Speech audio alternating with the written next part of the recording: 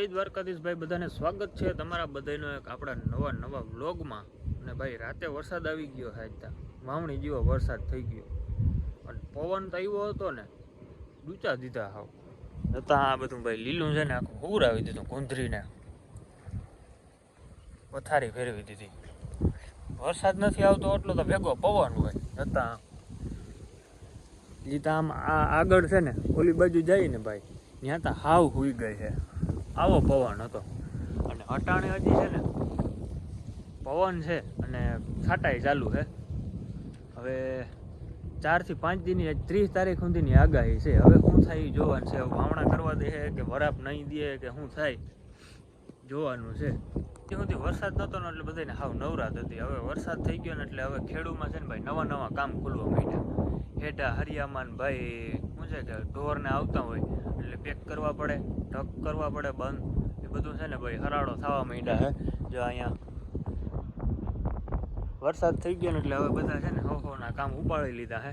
અને આપણે જરાક ચેક કરીએ કેટલું પહેલું છે, એ ધડે સુધી ભેગું કે નહીં પાણી, એ જરાક ચેક કરીએ. હાલો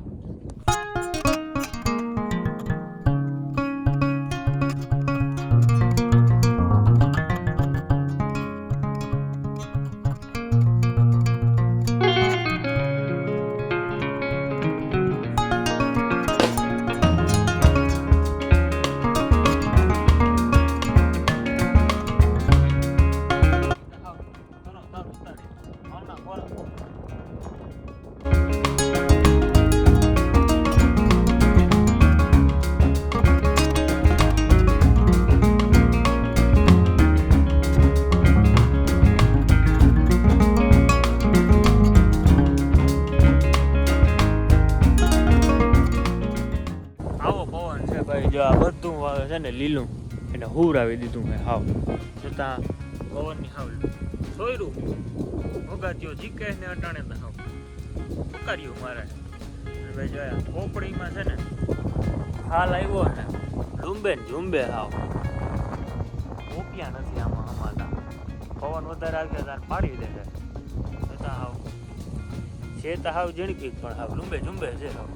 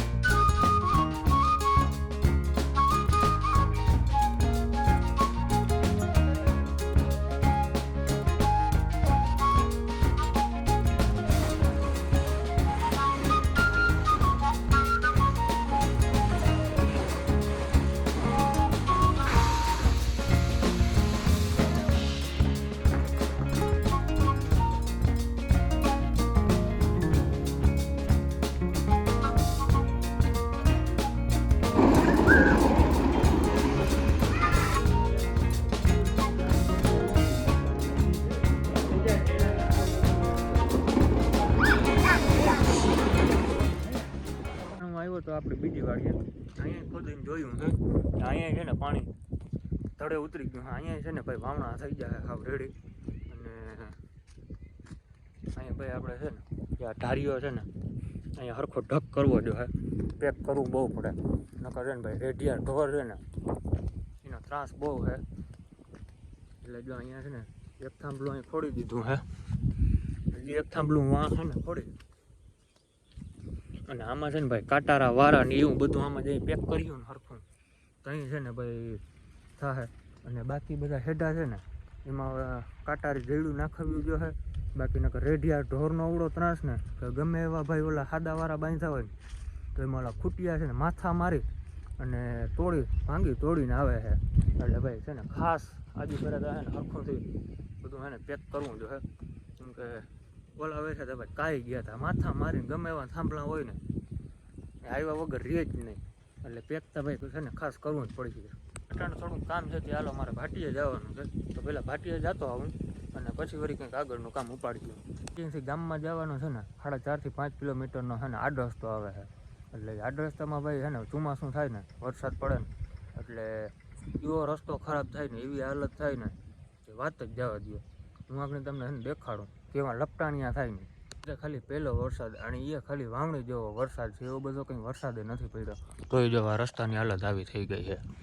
હવે આમાં 4-5 ઇંચ વરસાદ થાય એટલે છે ને ભાઈ આ બધું હાવ છે ને ઉફી જાય, જમીન જેવી છે, ચીકણી જમીન છે.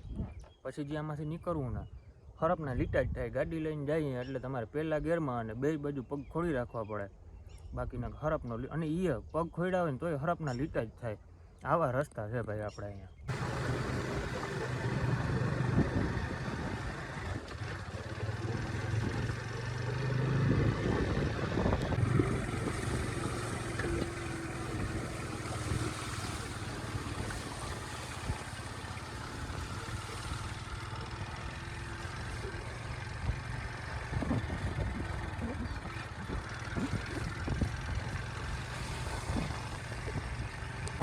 વાત કરતો હતો ને કે રેડિયા ઢોરનો ત્રાસ બહુ છે. જરાક વરસાદ થયો ને જો આ રેડિયા આખી રાત અહીંયા રહે અને અંધારું થાય વિસ્તારમાં આવવાનું ચાલુ થઈ જાય. સાંજ પડે ને એટલે અહીંથી ગામ બાજુથી નીકળી જાય, સીધી વાડીઓ જ ફક્ત. જ્યાં મજા આવે ત્યાં માથા મારે વાડીઓમાં જાય, રોખલું મારે અને જામું ભરાઈ જાય ત્યાં સુધી દૂચા દે. પછી પાછા સવાર પડે ને એની પહેલાં જ પાછા ગામમાં આવતા રહે. આવા હોય પાછા એમાંથી ઢોરે. એટલે ભાઈ આવું છે બધું. રખોલા તો છે ને ભાઈ આખી રાતના રખોલા કરવા પડે. બાકી ભાઈ જો આપણા ગામડાઓમાં રસ્તા આવા છે.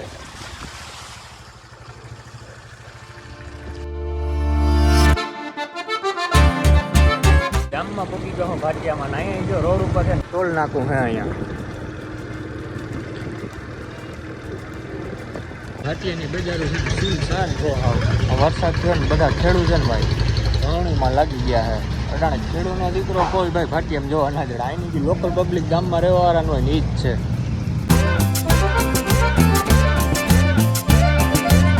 ફોડ લેવા આવી ગયો હું ગામમાં. આ છે ને જથ્થાબંધ કામ કરે, જથ્થાબંધ. આની પહેલાં હું અહીંથી લઈ ગયો હતો, પાછો આજે લેવા આવ્યો હું. તાજી ભરાઈ જાય ને એટલે એને ગાડીમાં ચડાવી દે ને એટલે હબકાવી દઈ વાળીએ. બાકી જો આમ સ્ટોક કરી દીધો હોય, જ્યાં જો ને જો આખા આમ હજી તો સટ્ટો પડ્યો ભાઈ. આગળની ગાડી ખાલી હતી, એટલી વારમાં ગાડી ફૂલ થઈ ગઈ. આગળ ઠેલો છે, પાછળ ખરની ગોણી છે. આવું છે ભાઈ ખેડૂતનું જીવન. ચોમાસામાં છે ને હેરાન થઈ જાય.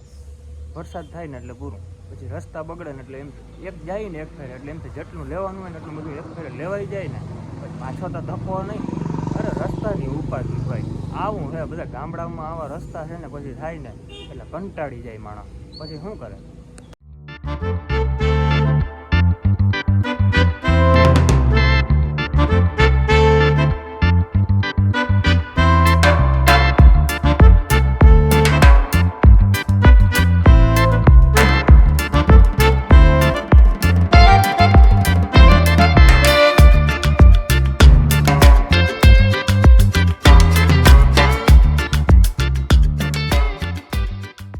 વાડીએ પૂગી ગયો હો ને હવે આ બ્લોગને બસ આપણે અહીંયા જ પૂરો કરી દઈએ. મળીએ પાછા નવા બ્લોગ વિડીયોમાં. તો બધાને જય દ્વારકાધીશ.